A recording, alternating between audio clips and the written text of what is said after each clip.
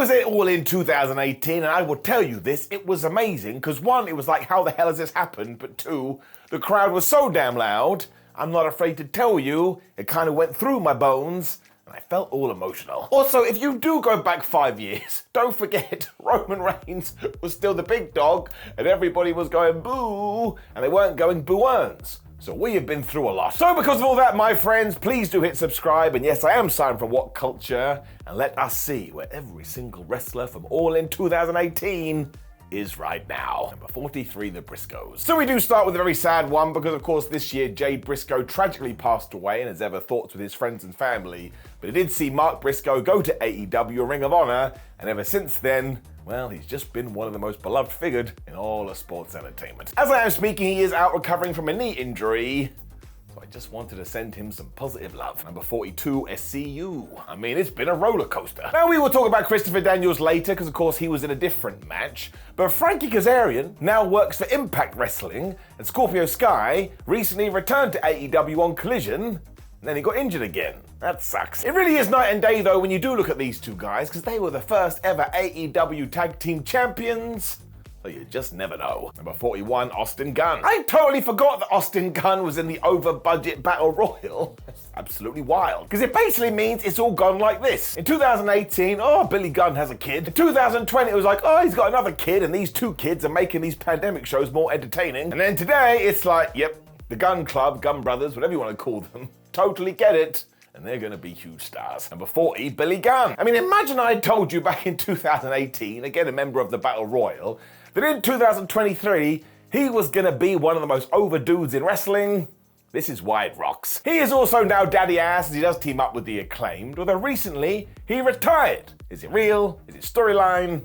I'm going with this one. Number 39, Brandon Cutler. I like Brandon Cutler. He totally gets it. He was employed by AEW a year after All In, and ever since then, he has been the Young Bucks cameraman, and he's been absolutely hilarious when he sprays people in the face with cold spray. I do hope that one day this guy gets his moment, because he has given back a lot. Number 38, Brian Cage. Another guy who was signed by AEW pretty quickly. What's essentially happened with Brian Cage is he gets a contract, and his contract comes due, he gets links to WWE, and then he re-signs with All Elite Wrestling. At the moment, he is teaming with Big Bill to become Jacked Inc. That's what I like to call them. And as we are just trying to manifest themselves, one day they should be the tag team champions. Yeah, it's actually had a pretty good run though. Number 37, Bully Ray. That's right, Bully Ray or Bubba Ray Dudley. He was in the Battle Royal too. These days he's mostly a co-host on Busted Open Radio, although he did just announce that him and Devon are coming back together with Impact Wrestling. If AEW did do him versus Jack Perry, given the ECW tie-in, well, I wouldn't be against it. Number 36, Cheeseburger. At Ring of Honor and indie staple, Cheeseburger was always going to feature on All In, and ever since then, he has been in Ring of Honor, and every now and then he pops up on AEW too. Number 35, Chuck Taylor. I mean, what a run he's had. Because Chucky T is still part of the Best Friends. He had that amazing parking lot brawl, and the only sad thing in 2023 is that he still hasn't said shib on TNT. The dude can still go though, and let's face it, he's just basically had 5 years in one promotion. That is a good career. Number 34, Colt Cabana. So sadly, the biggest talking point ever since All In is when CM Punk came into AEW and everything went crazy with Colt Cabana again. Let's not worry about that though, because he has been on Dynamite, he has been on Rampage, and he is featured on Ring of Honor, although mostly he now works backstage as an agent or a producer, which does make sense. That dude's got knowledge. Number 33, Ethan Page. Another guy who's had an amazing run in AEW. Back in 2018, he was probably more synonymous with Impact Wrestling. He has recently turned babyface alongside Matt Hardy, and I tell you, I hope his big old push is coming soon, because when he gets the ball, he's gonna run with it. Number 32, Hurricane Helms. So hands up, if you forgot the Hurricane was in the Battle Royal, hand stays up. Since saying hello though, the real Shane Helms has gone back to WWE, where he is an agent producer behind the scenes. Once again, if you listen to the talk, he is super duper good at it. His last in-ring appearance was the 2021 Royal Rumble as well, so I guess that could be it for the man. But once again, he smashed it. Number 31, Jimmy Jacobs. I mean, what a ride this was. So Jimmy Jacobs was able to appear at All In because he got released from his WWE writer's job just because he posted a picture alongside the Young Bucks. I mean, that's crazy. Soon after this as well, he went to Impact, where he continued to be part of the creative process until around about 6 months ago, he got hired by AEW to do the same. And yes, I'm going to say it one more time, everybody sings his praises. Number 30, Jordynne Grace. I really thought that Jordynne Grace would get hired by All Elite Wrestling after her awesome appearance at the Battle Royal, but she's another person that went to Impact. You know what? It's probably the right choice. She rocked it. Recently, she announced a hiatus from wrestling because I think she's focusing on her bodybuilding. And given that she just won a bodybuilding competition a few months ago, well, she'll probably do that, win a model, and then, yeah, if I was going to guess, debut in AEW or WWE. Number 29, Marco Stunt. People were so mad that Marco Stunt got hired by AEW after the All In show, but I think it was the right move. I mean, it was definitely right place, right time, because him, Luchasaurus, and Jungle Boy had an amazing team. And look, his contract expired, Tony Khan let him go, no harm, no foul. He hasn't wrestled since January 2023 because he has got a bad back, so again, much love to him. Number 28, Moose. So Moose is kind of like Brian Cage, because he was at All In, he signed for Impact, then you get rumors that his contract is coming due, and he re-signs with Impact. He has had an amazing run there though, because he has been a multiple-time world champion, and apparently when he re-signed recently, it was one of the best deals in the promotion's history. I mean, who's going to argue with that? Number 27, Punishment Martinez. Now, I would hazard a guess that some people watching this will not believe what's about to come out of my mouth, but Punishment Martinez is now WWE's Damian Priest. He kind of tooled away in the indies for a little while after All In. When he did get signed, he smashed it in NXT, and now he holds the Money in the Bank briefcase. And before the end of the year, he's probably going to be the WWE champion. 5 stars. Number 26, Rocky Romero. If you are looking for people that are massively underrated in 2023 and maybe ever, you got to talk about Mr. Romero. I mean, he is 40 years old and still having banger matches, and he's been in AEW, he's been in New Japan, he's been in CMLL, plus he works behind the scenes. I mean, he's essentially controlling wrestling.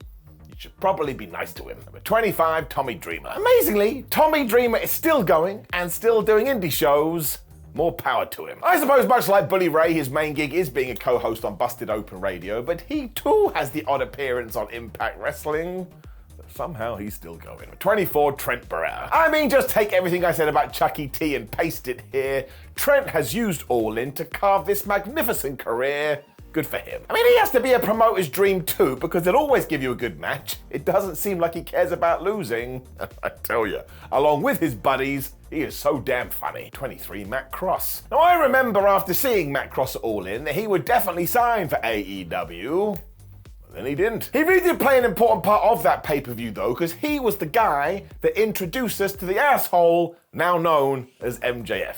And there was probably a reason for that. Matt Cross can go. Number 22, MJF. And yeah, as we have talked about Maxwell Jacob Friedman, I mean, this has been a home run. Because he has just got better and better and better every year since 2018, to the point in 2022, he became the AEW World Champion. He's still only 27 years old, so if you want to come in my house right now and say, is he a Hall of Famer? The answer is probably going to be yes. Number 21, Stephen Amell. Because of course he was at All In. He's Cody's buddy. He did a proper one-on-one match with Christopher Daniels too, and I tell you, if you've never seen that, he did a damn good job.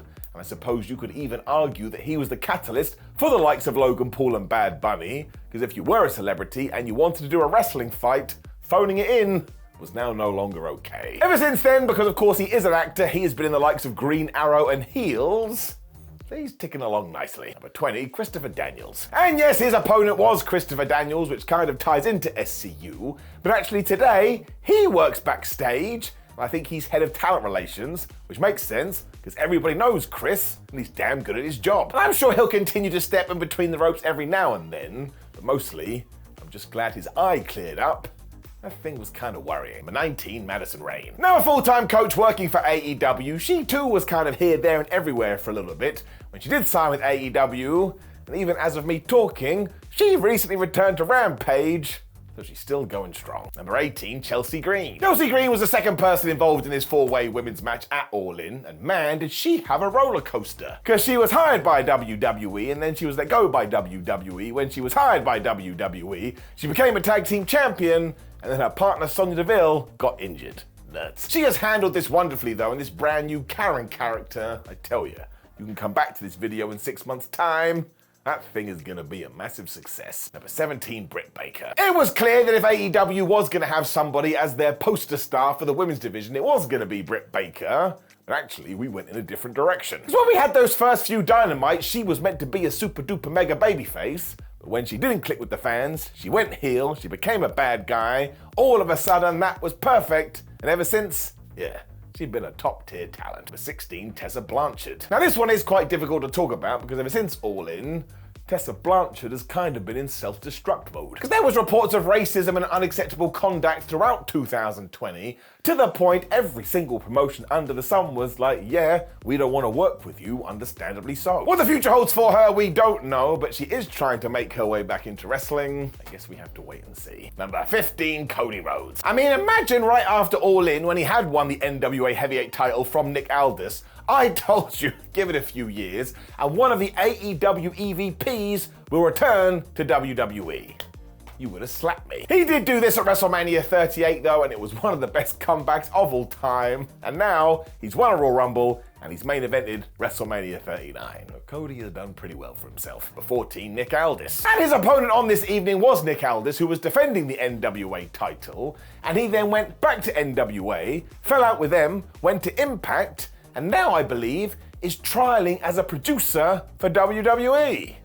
That's another one we have to keep our eye on. Number 13, Joey Janella. Some people say that Joey Janella stole the show at All In with his Chicago street fight, and I tell you, it was so damn good. Wasn't surprised when he did sign properly with AEW the following year. It really did feel like he was going to rise the ranks along with the likes of Hangman Adam Page, but instead he just kind of started to work dark shows before his contract came due in 2022. And he walked away. Ever since, he has been smashing on the indie scene, and he just seems to be really happy.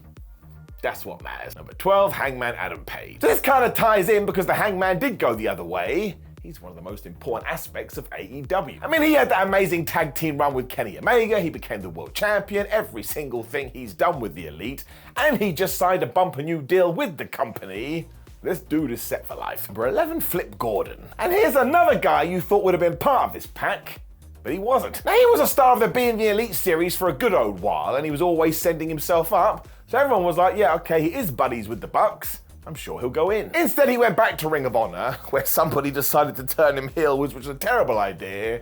He lost all his momentum, and then started to say some crazy conspiracy stuff online, and that was basically it. But 10, Jay Lethal. Well, what a journey Jay Lethal took to get here. Because after All In, he continued to work away to the point all his peers were like, oh my gosh, Jay Lethal is the best. When he did sign for AEW, or more specifically Ring of Honor, and he teamed up with Jeff Jarrett, and he gave us the best crew of all time. Hopefully he will be involved for a long old while too, because he can teach the younger generation so much. I mean, what hasn't he done? Number 9, Penta. I mean, we don't need to spend long on this one. In fact, let's throw number 8, Phoenix, in there as well. The Lucha Brothers are these days one of the best tag teams on the planet. They've had 5-star matches. They've been tag team champions. You can put them in singles contests and they're still brilliant. I mean, they have attached themselves to this runaway train, and they are flubbing awesome. Number 7, Kenny Omega. Is anybody more important to AEW than Kenny Omega? There are certainly some people on his level, but without him, I don't think we are where we are today. I mean, once again, he's been a world champion, he's been a tag team champion, he's done everything with the Young Bucks, and he just gets better and better. And he's popped back over to New Japan to have some absolute classics with Ospreay. He is a generational talent. And he recently re-upped with AEW too, so he's making that cash. He deserves it. Number 6, Marty Scurll. So another one that's really hard to talk about, so I'll just give you the headlines and tell you that Google is your friend. But when the speaking out movement hit over here in the UK, Marty was caught up in it and he was moved out of the industry. Let's move on. Number 5, Okada. And his opponent at All In was Okada, and despite him being one of the greatest wrestlers ever, these two went so long, they took time away from the main event. It doesn't really matter though, because by 2023, he has established his legendary status, and again, he's been IWGP champion. He basically brought the power back to New Japan, and he pops up in AEW as well.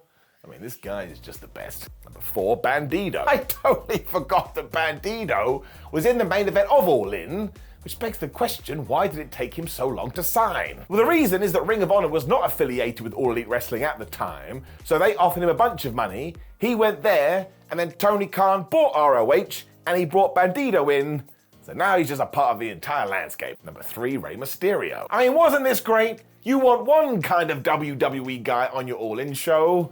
And here he was. He too had to hit fast forward because he was part of this main event. And afterwards, he went back to WWE because he was like, well, I'd like my son Dominic to get some good training and become a star. And the results have spoken for themselves. Plus he's in the Hall of Fame, smashed it. Number 2, Kota Ibushi. So this is a sort of sad tale, because you could kind of argue that All In was his swan song, because while he did have an awesome 2018 and 2019, in 2020 he hurt his shoulder, and it was so bad, it felt like he was never gonna wrestle again. He also fell out with NJPW, so everyone was like, oh my gosh, what is going on? Now he recently made his return, but he's quite clearly not 100%. Fingers crossed. Number 1, the Young Bucks. The final part of the pay-per-view and the main event, Matt and Nick Jackson decided to go out there and remind us all to remember how we changed the business and the industry. Well, we're about to do it again. Because they did help launch AEW, they too went on to have just so many good damn matches. They proved that they are one of the best tag teams ever, and recently they re-signed with AEW for more money than any tag team in the history of wrestling has ever earned. And I tell you this, do they deserve it? Hell yes, they do. So there you go, my friends. I'm sure I've forgotten someone or got it screwed up somewhere because I am an idiot, but you should have known that when you looked at my face, but that's what the comments is for, to let me know and we can make it right. There'll also be a list video on the screen. Please do give it a click. Like the video, share the video, and subscribe. Go to whatculture.com, follow us on social media. And look, I don't know when you will see this, but if All In 2023 is about to happen, well, you should get excited in your pants. That is gonna be a day to remember, and I shouldn't have said that sentence. Goodbye.